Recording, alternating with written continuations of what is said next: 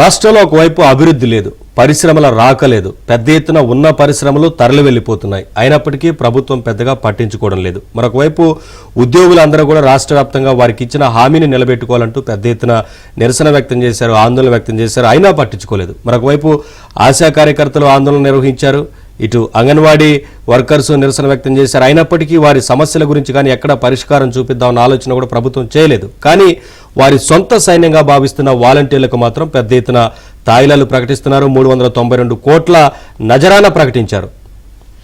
Right, చూద్దాం. రోడ్లు ఏమైపోయినా పర్వాలేదు, చిన్న చిన్న పనులు చేసిన కాంట్రాక్టర్లు బిల్లులు రాక రోడ్డున పడ్డా పట్టించుకోరు. ఉద్యోగులకు వేల కోట్లు బకాయి పడినా బేఫికర్. ఆశా వర్కర్లు, పారిశుద్ధ్య కార్మికుల డిమాండ్లకు దిక్కులేదు. కానీ వాలంటీర్లను మాత్రం చక్కగా చూసుకోవాలి. ఇస్తామన్న దానికన్నా, ఇస్తున్న దానికన్నా ఎక్కువ పారితోషికం ఇవ్వాలి, బిరుదులతో సత్కరించాలి.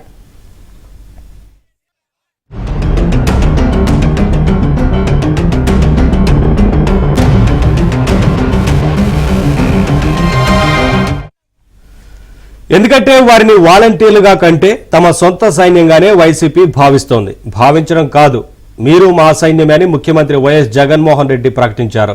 ఎన్నికల ముందు వారికి ప్రత్యేక తాయిలాలు అందించారు. సేవామిత్ర, రత్న, వజ్ర అనే బిరుదులతో ఏకంగా 392 కోట్ల పారితోషికం అందించారు.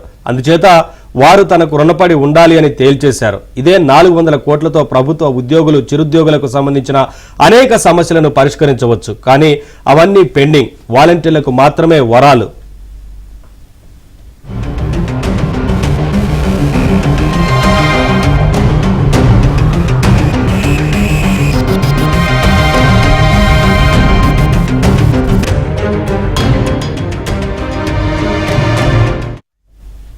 రాష్ట్రంలో 2.60 లక్షల మంది వాలంటీర్లు ఉన్నారు. వారికి ప్రతి నెల 5,000 గౌరవ వేతనం, పేపర్ బిల్లు టెన్షన్ గా చెల్లిస్తున్నారు. గౌరవ వేతనం రూపంలోనే ఏటా 1,530 కోట్లు ఇస్తున్నారు. ఇది కాక ప్రతి ఏటా సేవమిత్ర, రత్న, వజ్ర పేరుతో ప్రత్యేక పారితోషికం చెల్లిస్తున్నారు. ఈ ఏడాది సేవమిత్రకు 10,000 నుంచి 15,000, సేవారత్నకు 20,000 నుంచి 30,000, సేవా వజ్ర పురస్కారానికి 30,000 నుంచి 45,000కు పెంచారు. ఇందుకోసం 392 కోట్లు తాజాగా విడుదల చేశారు. సర్కారు వారి దృష్టిలో ఉద్యోగులు సవతి పిల్లలైతే వాలంటీర్లు సొంత పిల్లలు.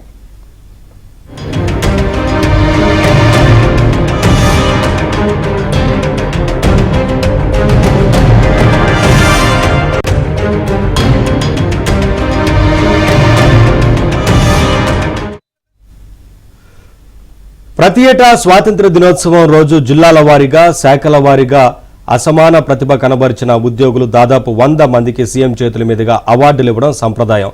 టీడీపీ హయాంలోనూ ఉమ్మడి రాష్ట్రంలోనూ ఇది కొనసాగింది. ఈ అవార్డులకు ఎంపికైన ఉద్యోగులకు మెరిట్ సర్టిఫికేట్తో పాటు 20,000 నగదు పురస్కారాన్ని అందించేవారు.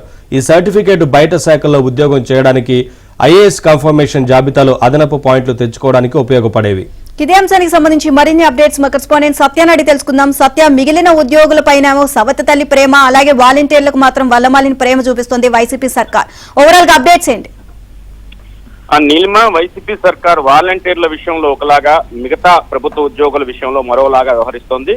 ప్రభుత్వ ఉద్యోగులను సవతి తల్లి బిడ్డల్లాగా చూస్తున్నటువంటి వైసీపీ సర్కార్ వాలంటీర్లకు మాత్రం వీరతాళ్లు వేస్తోంది. ముఖ్యంగా తీసుకుంటే కనుక ఇతర సొంత సైన్యంగా భావిస్తున్నటువంటి వాలంటీర్లను ఎప్పటికప్పుడు మచ్చిక చేసుకునే ప్రయత్నం చేస్తుంది. ఎన్నికల వేళ 392 కోట్ల రూపాయల కానుకలను వాలంటీర్లకు సేవామిత్ర, సేవారత్న, సేవా వజ్ర రూపంలో అందించేందుకు సిద్ధమైంది. ఉద్యోగుల 15 ఆగస్టు సన్మానాలు లేవు, పారితోషికాలు, సర్టిఫికేట్లకు కూడా జగన్ సర్కార్ వచ్చిన తర్వాత రామ్ చెప్పేసింది. జగన్ రాగానే అటకెక్కిన ఈ సంప్రదాయాన్ని తర్వాత పట్టించుకోలేదు.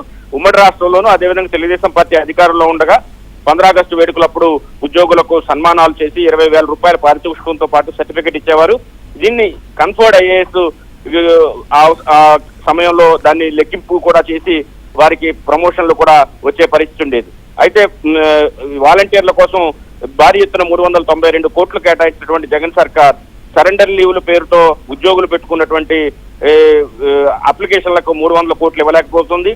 జీవిత బీమా క్లైములు 300 కోట్లు కూడా ఉద్యోగులకు అందించడం లేదు. మెడికల్ క్లైములు కూడా ఇంకా పెండింగ్ లోనే ఉన్న పరిస్థితి. అదేవిధంగా ఆశా వర్కర్లు, పారిశుద్ధ్య కార్మికులు కూడా ఎంతో ఆందోళన చేశారు. అయినప్పటికీ కూడా వారి కోరికలు నెరవేర్చడానికి ప్రభుత్వం అంగీకరించిన పరిస్థితి. రాష్ట్రంలో రోడ్లు ఏమైపోయినా పట్టించుకోవట్లేదు.